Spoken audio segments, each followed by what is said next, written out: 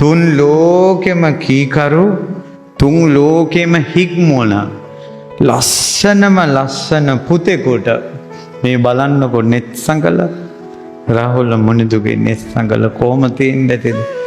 ඔය බුදු පුතා දිහා බලලා කීවා මගේ බුදුරජාණන් වහන්සේ මා ලෝකම් පුනරාගමේ ආයෙත් එපා රාහුල මේ දුක් විඳින ලෝකෙට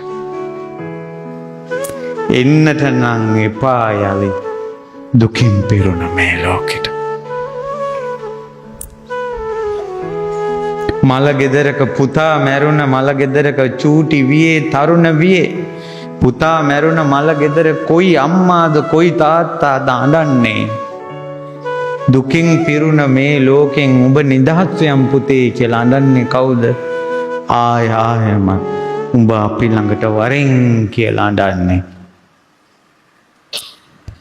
ඔයාලා යන පාරයි බුදුරජාණන් වහන්සේ දෙසූ පාරයි කියන්නේ පාරවල් දෙකක්. නිවන් දකින්න කියන එක වෙනම පාරක්.